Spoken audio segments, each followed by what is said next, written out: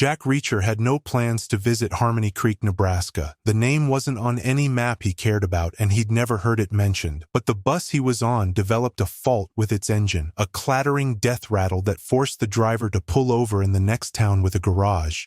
That town was Harmony Creek. It was a place that seemed scrubbed clean by an obsessive hand. The sidewalks were spotless, the storefronts freshly painted, the flower beds manicured with military precision. Too perfect. Reacher's internal alarm, honed by years of seeing things other people missed, began to hum at a low frequency.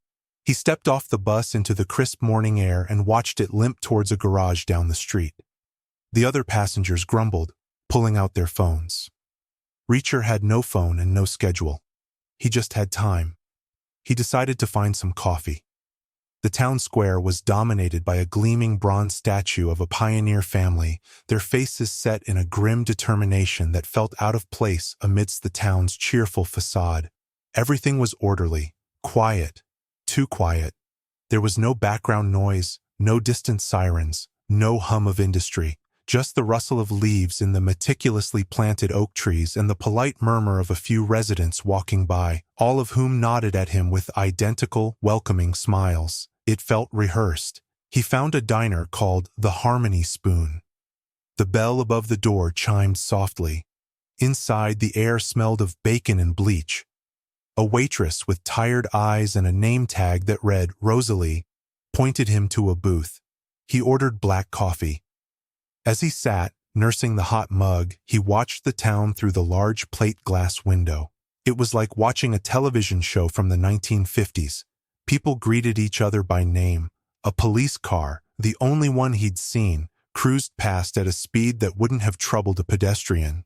The officer behind the wheel, a man with a thick mustache and a placid expression, nodded at the diner. It was then that he saw the first crack in the perfect veneer. A man in a slightly wrinkled suit, carrying a briefcase, walked quickly across the square. He looked anxious, his eyes darting around.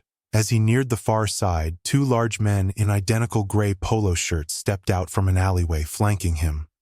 They didn't touch him, not at first. They just walked beside him, their presence a physical force. The man in the suit stopped. His shoulders slumped. One of the men in polo shirts spoke, his voice too low for Reacher to hear, but his expression was a mixture of casual threat and boredom. The man in the suit nodded, his face pale. He turned around and walked back the way he had come, a prisoner without chains. The two men watched him go, then melted back into the alley. The entire exchange took less than 30 seconds.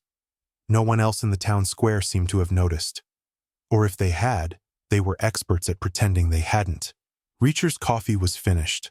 The bus wouldn't be fixed for hours. He left a couple of dollars on the table and walked out into the unnervingly clean air. He wasn't looking for trouble. But something in Harmony Creek was fundamentally wrong, and trouble had a way of finding him when things were wrong. He decided to stay, just for a little while. He crossed the square, heading in the same direction the man in the suit had been forced to retreat from. He wanted to see what was on the other side of town. He found a small motel on the edge of town, the Creekside Inn. It was as immaculate as everything else. The man at the front desk was a thin, nervous type who couldn't quite meet his eyes.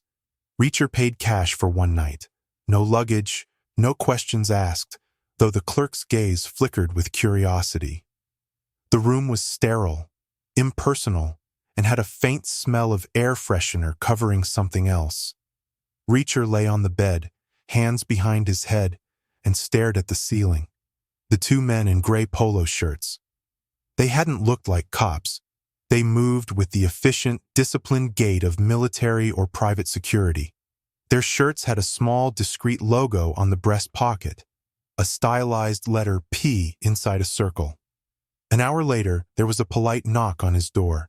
Reacher was already on his feet, standing to the side of the door, out of the line of sight from the peephole. He opened it. The man from the police car stood there. Up close, he looked older, his face lined with the easy authority of someone who hadn't been challenged in a long time. "Sheriff Cole," he said, his voice calm and even. "Welcome to Harmony Creek.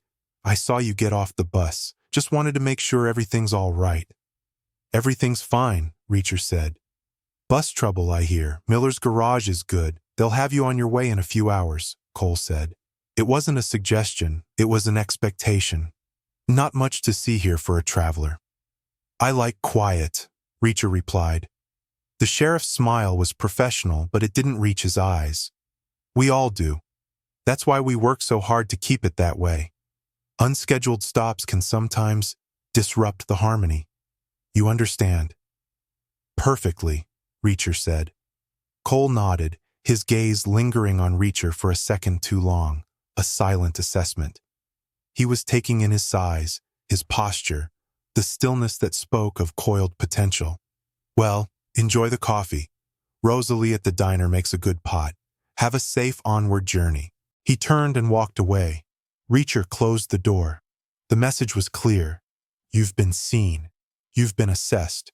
You're expected to leave. That settled it. He was definitely staying. Later that evening, he walked back into town. The sun was setting, casting long shadows that seemed to hide in the pristine corners of Harmony Creek. He went back to the diner. It was mostly empty. Rosalie, the waitress, brought him coffee without him having to ask. Her movements were weary, automatic. Slow night, Reacher said. She shrugged, not making eye contact. It's always a slow night. What's the big employer in this town? He asked. Everyone seems to be doing okay. She polished the counter with a damp cloth, her knuckles white. Prosperity Solutions, she said, her voice barely a whisper. They have a big campus just west of town. They handle data management, financial services, things like that. Most everyone here works for them, or owes them. The logo, Reacher said. A P in a circle? Her head snapped up. For the first time, he saw a flicker of fear in her eyes. She gave a tiny, almost imperceptible nod, then quickly moved away to refill a sugar dispenser on the other side of the counter. The conversation was over. Reacher left the diner and walked through the town as darkness fell. The streetlights came on, casting a sterile white glow. There were no teenagers hanging out, no loud music, no life. It was a town holding its breath. He was halfway back to his motel when he heard footsteps behind him. 2 sets. He didn't turn around. He just kept walking, his senses on high alert. He turned into the motel parking lot, which was dimly lit and empty except for a few cars. The 2 men who came around the corner were the same ones he'd seen in the square, the ones in the gray polo shirts. They fanned out, blocking his path to his room. "Lost, friend?" the one on the left asked. He was thick-necked, with a shaved head and a flat nose that looked like it had been broken more than once. "The sheriff told you the bus was leaving soon," said the one on the right, who was leaner but moved with a wiry grace. "You must have missed it." "I decided to stay the night," Reacher said calmly. "That's not a good idea," Shaved Head said, taking a step forward. "The air here doesn't agree with some people. It can make them sick." "I have a strong constitution," Reacher said. The lean one smiled. It was an ugly, predatory thing. "We've been authorized to help you check out and to make sure you don't check in anywhere else around here." They started to close in. Reacher remained still. He had dealt with men like this his entire life.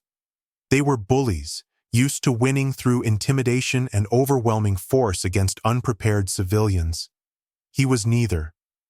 Shaved Head threw the first punch, a telegraphed right hook aimed at Reacher's jaw. Reacher swayed back, the punch whistling past his face. He stepped inside the man's extended arm and drove a vicious elbow into his solar plexus.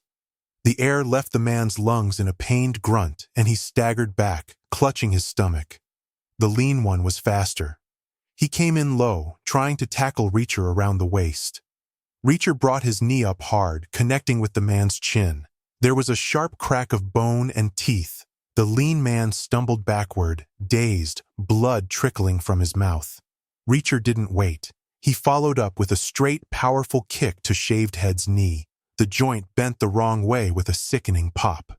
The man screamed and collapsed to the asphalt. Before the lean one could recover, Reacher grabbed the front of his shirt, pulled him forward, and headbutted him. The man's eyes rolled back and he crumpled to the ground, unconscious. The fight was over in less than 10 seconds.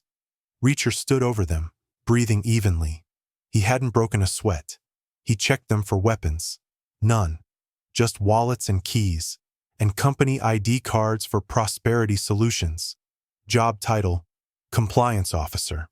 He left them there on the pavement and went to his room.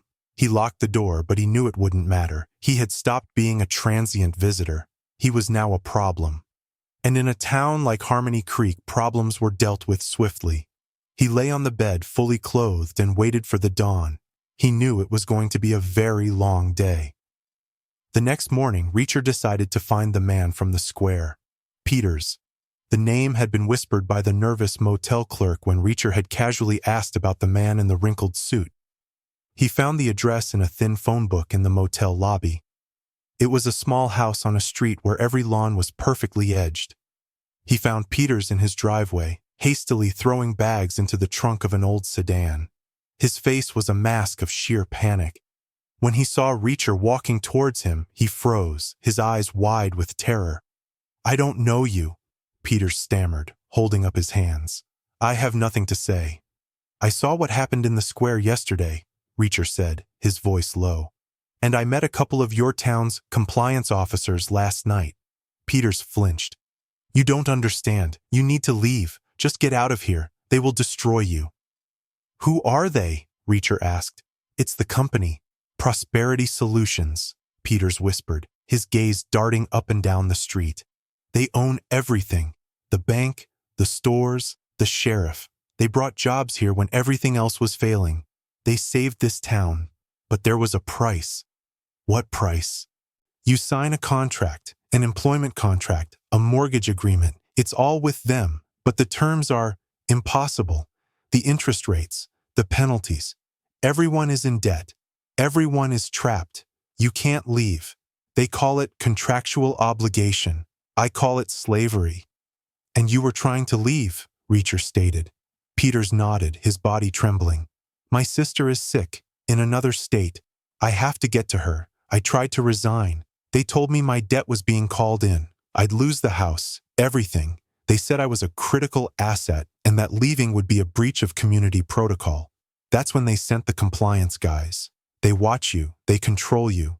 There's a server farm on the west side of town, a black windowless building. That's the brain. Everything is in there. Every debt, every secret. It's a fortress." A car turned onto the street, a plain, dark sedan. Peters saw it, and a small whimper escaped his lips. "It's too late. They're here for me." "Get in your car and drive," Reacher said. "Don't stop. They'll just catch me." "They have to get through me first," Reacher said, turning to face the approaching car. Peters hesitated for a second, then scrambled into his driver's seat, fumbled with the keys, and peeled out of the driveway, tires screeching. The dark sedan accelerated, but Reacher stepped into the middle of the road, a solid, immovable object. The car screeched to a halt just inches from him. Two men in suits got out. They were different from the polo shirt thugs. These men were colder, more professional. "Get out of the way," the driver said. His voice was flat, emotionless. "I don't think I will," Reacher replied. The passenger opened his jacket, revealing a handgun holstered at his hip. "This can be resolved peacefully, or it can be resolved permanently. Your choice." Reacher knew they wouldn't shoot him in the middle of a residential street in broad daylight. It wasn't clean. It wasn't the Harmony Creek way. He was counting on that. "He's gone," Reacher said. "You're too slow." The driver's eyes narrowed. He pulled out a phone, spoke into it tersely. "He's on Route 7 heading east. Blue sedan." He put the phone away. "He won't get far. As for you, Mr. Finch wants to see you." "Is he going to send a written invitation?" "Sheriff Cole is on his way. You're being arrested for assault." He gestured back towards the motel. "Two of our employees have filed a complaint. Severe injuries. It's a shame. Such a peaceful town." Minutes later, Sheriff Cole's cruiser pulled up. He got out, his face unreadable. "Reacher, you're under arrest. Turn around, hands behind your back." Reacher didn't resist. He knew this was the next step in the game. They had tried intimidation and failed. They had tried violence and failed. Now they were using the law. As Cole cuffed him, Reacher looked at the men in suits. They were watching, satisfied. He had their full attention now. That was exactly what he wanted. The jail cell was small, clean, and cold. Reacher sat on the metal bunk and waited. He knew he wasn't going to be here long. This wasn't about holding him. It was about isolating him, about showing him who was in control. After an hour, the sound of expensive shoes echoed down the hallway. A man stopped outside his cell. He was in his late 50s, immaculately dressed in a tailored gray suit. His silver hair was perfectly coiffed, and his smile was warm and engaging, the kind a politician uses to win votes. But his eyes were cold, like chips of ice. Reacher knew, instinctively, that this was the man in charge. "Mr. Reacher, I'm Alistair Finch." His voice was smooth, cultured. "I apologize for the accommodations. My colleagues can be overzealous at times." "They get the job done, I imagine," Reacher said. Finch chuckled. "They do, but their methods lack a certain finesse. You, on the other hand, you have finesse, and a great deal more. I've read your file, or what little of it exists. Major Jack Reacher, retired, military police, a ghost. You drift from place to place, righting wrongs, a modern-day knight-errant. It's quite fascinating." "I was just passing through," Reacher said. "No one just passes through Harmony Creek," Finch said, his smile tightening slightly. "We are a destination. We provide stability, prosperity, and purpose in a world that has very little of any of those things. We are a family, and we protect our own. Mr. Peters was part of that family. He simply needed reminding of his obligations." "It looked more like a threat to me." "Perspective is everything, Mr. Reacher. What you see as a threat I see as a necessary measure to maintain order, to maintain harmony. Look at this town. No crime, no poverty, no despair. Is that not worth a few firm rules?" "Depends on the rules," Reacher said. "And who gets to make them?" Finch leaned closer to the bars, his voice dropping. "I'm a pragmatist. I see a man of your unique talents, and I see an asset. You're a force of nature, Reacher, wasted on aimless wandering. I could give you a purpose, a home, a substantial salary, a position as head of my security team. You would answer only to me. Your job would be to handle problems. Problems like you." It was a classic move. Try to intimidate the target. If that fails, try to buy him. "I'm not for sale," Reacher said. Finch's smile finally vanished. The coldness in his eyes intensified.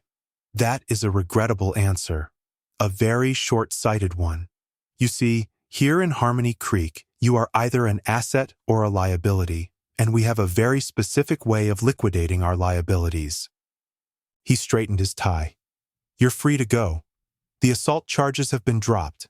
The bus is repaired. It leaves in 1 hour. I strongly suggest you be on it." He turned to leave, then paused. "Oh, and allow me to introduce my current head of security, so you know who you'd be replacing." A man stepped out of the shadows behind Finch. He was huge, taller than Reacher by a few inches and at least 50 pounds heavier, all of it solid muscle. His face was a landscape of scar tissue, and his eyes were flat and lifeless. "This is Cade," Finch said. "He is not a man of finesse. He is a tool, a hammer, and everything he sees is a nail. Don't become a nail, Mr. Reacher." Finch and Cade walked away. A deputy came and unlocked Reacher's cell. He was handed his few possessions. He walked out of the police station into the bright afternoon sun. He didn't head for the bus station. He headed for the diner. Rosalie was working the afternoon shift. The place was empty again. She saw Reacher walk in and her face went pale. She brought him a cup of coffee, her hand trembling slightly. "They told you to leave, didn't they?" she whispered. "They did," Reacher said. "You should listen, please. These people, they don't make idle threats." "What happened to your brother?" Reacher asked, his voice gentle. Tears welled in her eyes. He worked for them, at the main campus. He was a programmer, smart. He started asking questions about discrepancies in some of the financial data he was processing. He told me it didn't add up. One day, Finch offered him a promotion, a relocation to a new data center in another state. We had a little party for him. He was so excited. He drove off the next morning. I never heard from him again. She wiped her eyes with her apron. The company said he arrived safely and decided to cut ties. They showed me an email. It wasn't his writing style. It wasn't him. He would never do that. They did something to him. I know it. The server farm, Reacher said. The black building. She nodded. That's where he worked. That's the heart of it all. No one gets in or out without authorization. It's surrounded by fences, cameras, and guards. Reacher finished his coffee. He needed to see this place for himself. He needed to get inside. Is there a back way? He asked. A service road? Anything that isn't the main gate? Rosalie hesitated, biting her lip. She was terrified, but she was also desperate. She saw something in Reacher's eyes that she hadn't seen in anyone else in this town, a complete lack of fear. She grabbed a napkin and a pen. With shaking hands, she drew a crude map. There's an old logging trail, she whispered, pushing the napkin across the counter. It comes up behind the facility along the ridge. It's overgrown, but it might get you close to the back fence. Please, if you find out what happened to my Danny, I need to know. Reacher folded the napkin and put it in his pocket. They think I'm on a bus. That gives me a few hours. He stood up and put a $10 bill on the counter. This is for the coffee. He walked out of the diner, leaving Rosalie staring after him, a mixture of hope and terror on her face. Reacher didn't look back. He had a map, he had a target, and he had a promise to keep. The Harmony in Harmony Creek was about to be broken for good. The logging trail was exactly as Rosalie had described, a barely there path, choked with weeds and fallen branches. It snaked up a steep hill through dense woods. Reacher moved through it silently, his senses alert. After 20 minutes of hard climbing, he reached the ridge. Through a break in the trees, he saw it. The facility was a monstrous black box of a building, a windowless monolith sitting in the center of a large, cleared compound. It was surrounded by a 10-foot-high chain-link fence topped with razor wire. Cameras were mounted on poles at every corner. He could see guards patrolling the perimeter, the same gray polo shirts, but these men carried rifles. Peters had called it a fortress. He wasn't wrong. Reacher lay flat, concealed by the undergrowth, and studied the compound for the better part of an hour. He noted the patrol patterns, the camera blind spots, the location of the power substation that fed the facility. He knew a frontal assault was suicide. He needed a diversion. And he needed a way in. His gaze fell on a line of large industrial air conditioning units on the roof of the building. Their exhaust vents were covered by simple grills, likely big enough for a man to fit through. Getting to the roof would be the challenge. The back wall of the building was a sheer blank face, but at the corner nearest him, a thick electrical conduit ran from the ground up to the roof. It was risky, but it was a handhold. Now for the diversion. He scanned the surrounding area. About a quarter-mile away near the main road was a cluster of transformers and power lines. If he could disrupt the power supply to the main gate and the exterior lights on the far side of the compound, it would draw the guards away from his entry point. He made his way back down the ridge and circled around through the woods until he was opposite the main road.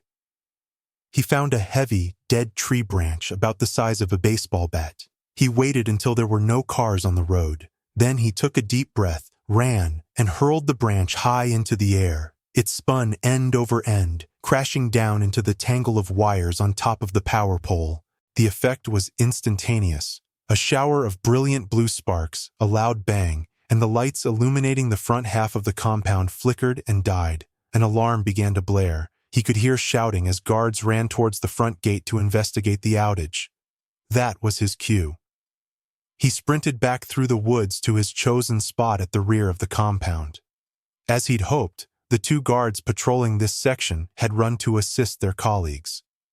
The back of the facility was now shrouded in shadow and, for a few crucial minutes, unwatched. He reached the fence. Using his bare hands, he found a purchase and began to climb, ignoring the barbs at the top as he swung a leg over, tearing his shirt, but not his skin. He dropped silently to the ground inside. He was in. He ran across the 50 yards of open ground to the back of the building, staying low. He reached the electrical conduit and began to climb. It was a brutal, muscle-straining ascent, his boots scrabbling for purchase on the concrete wall. He hauled himself over the edge and onto the flat, gravel-covered roof. He lay flat for a moment, catching his breath, listening. The alarm was still sounding, but the activity was all concentrated at the front of the compound. He crawled over to the nearest air conditioning vent. The grill was held in place by 4 industrial bolts. He pulled a multi-tool from his pocket, a cheap purchase from a hardware store in the last town, and got to work. The bolts were tight, but they groaned and eventually gave way. He lifted the heavy grill. Below him was a dark, vertical shaft. He could feel a draft of cool air. He lowered himself into the duct, his shoulders barely squeezing through. He held on to the edge, then let go, dropping about 10 feet before his fall was broken by a turn in the ductwork. He slid down a long, angled section and emerged into a large, horizontal maintenance duct. It was pitch black. He crawled forward, following the flow of air, until he saw a faint line of light ahead. Another grill. This one looked down into a brightly lit room. He peered through the slats. He was looking down into the heart of the beast. It was a massive server room, rows upon rows of humming black towers with blinking blue and green lights. But this wasn't just a data farm. On one side of the room, separated by a glass wall, was a control center. A dozen technicians sat at monitors, their faces illuminated by the glow of the screens. And on a huge central screen, a map of Harmony Creek was displayed, dotted with moving icons. They were tracking the entire town. He knew he couldn't stay here. He found a service ladder at the end of the duct and climbed down, emerging into a quiet, deserted corridor. He moved quickly, a shadow in the sterile white hallway. He needed proof. Something tangible. He found an office door marked Records. It was locked, a simple lock. He slammed his shoulder into it, once, twice. The frame splintered and the door flew open. Inside were filing cabinets. Not digital records, but paper. He pulled open a drawer. It was full of files. Each one had a name. He pulled one out. It was for a man who had been relocated 3 years ago. Inside was the man's original employment contract, his birth certificate, social security card, driver's license. Everything needed to steal an identity, and clipped to the inside, a death certificate. Cause of death, accidental. The location was a county hundreds of miles away. It was a murder factory. They weren't relocating people. They were erasing them and stealing their lives for some vast financial scheme. He found Danny's file, Rosalie's brother, the same pattern. A new identity created, a life stolen. The death certificate was there too. Boating accident. Reacher felt a cold rage settle over him. Suddenly he heard footsteps in the hall. Heavy footsteps. He didn't hide. He waited. The door swung open and Cade filled the doorway. Finch's hammer. Cade smiled, cracking his knuckles. Finch knew you wouldn't take the bus. He said you were a nail that needed to be hammered down. Finch makes a lot of mistakes, Reacher said.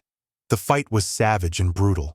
Cade was immensely strong, his punches like speeding trucks. He threw Reacher across the room, crashing into the filing cabinets. Reacher rolled with the impact, coming up low and driving his shoulder into Cade's midsection.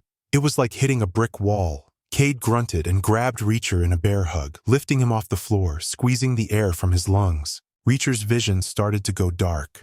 He slammed his head back into Cade's face. The big man's nose crunched and his grip loosened for a split second. It was all Reacher needed. He dropped to the floor, spun, and kicked out Cade's knee, the same move he'd used in the parking lot. The giant roared in pain and surprise, his leg buckling. Reacher was back on his feet instantly. He didn't throw a punch. He used an open palm, a hard, sharp strike to the side of Cade's throat. Cade gagged, his eyes wide with shock, clutching at his crushed larynx. He stumbled backward, tripped over a fallen cabinet, and hit the ground, his massive body convulsing before lying still. Reacher didn't spare him a second glance. He ran from the office, following the signs for the executive suite. He found Finch in a lavish office, frantically feeding documents into a large shredder. He looked up as Reacher entered, his calm, collected demeanor finally shattered. "You!" he hissed, his face contorted with fury. "You've ruined everything. Decades of planning. A perfect system." "It was a perfect system for you," Reacher said, walking toward him. "Not so much for the people whose lives you stole." Finch backed away, holding up his hands. "You don't understand the scope of this. We have assets, politicians, law enforcement on our payroll all over the country. You can't stop this. Even if you kill me, the system will continue." "I'm not going to kill you," Reacher said, stopping in front of a computer terminal on Finch's desk. "And you're wrong. I can stop it." He sat down at the terminal. He had seen enough in the control room to guess the system's layout. It was complex, but it was built on a logical, military-style framework he recognized. His fingers flew across the keyboard. "What are you doing?" Finch demanded. "Sending a little care package," Reacher said. He found the master file. The core data, a list of every stolen identity, every fraudulent account, every murder, and most importantly, every bribe paid to every official. He attached the file to an email. The recipient was an old contact of his, a man high up in the FBI's cybercrime division. He hit send. The progress bar filled, 10%, 30%, 70%. Finch lunged for him. Reacher swiveled in the chair and his foot shot out, catching Finch in the chest and sending him flying back against the wall. He slid to the floor, gasping for air. 100%, upload complete. In the distance, Reacher could hear the first faint sound of sirens, a lot of them. His FBI contact was efficient. "It's over, Finch," Reacher said. He stood up and walked out of the office, leaving the architect of Harmony Creek sitting amidst the ruins of his perfect, evil world. He didn't use the front door. He retraced his steps, back through the quiet corridors, up the service ladder, and into the air ducts. He climbed out onto the roof, and under the cover of the chaos that was now erupting at the front of the compound, he climbed back down the conduit. He slipped over the back fence and disappeared into the woods just as the first wave of federal vehicles screamed into the compound. An hour later, he was sitting in the same booth at the Harmony Spoon. The town was buzzing. Police cars and black government SUVs were racing through the streets. People were standing on their porches, confused and frightened. Rosalie came over to his table. She didn't say anything. She just filled his coffee cup. Her hands were steady now. Her eyes weren't tired anymore. They were clear. "Did you find out?" she asked softly, so no one else could hear. Reacher looked at her. "Yes, I'm sorry." She closed her eyes for a moment, and a single tear traced a path down her cheek. But when she opened them, she wasn't sad. She was free. She nodded, a silent thank you that was worth more than 1,000 words. Reacher finished his coffee, left a 20 on the table, and walked out. He didn't look back at the diner, or the town, or the chaos he was leaving in his wake. He walked to the edge of town, to the highway that stretched out into the rest of the world. He put out his thumb. A few minutes later, a long-haul truck hissed to a stop. "Where you headed?" the driver asked. "Doesn't matter," Reacher said, climbing in. "Just east." The truck pulled back onto the highway, picking up speed. Reacher watched Harmony Creek disappear in the rearview mirror until it was just another town he was leaving behind. The job was done. He had no schedule and no destination. He was just moving on.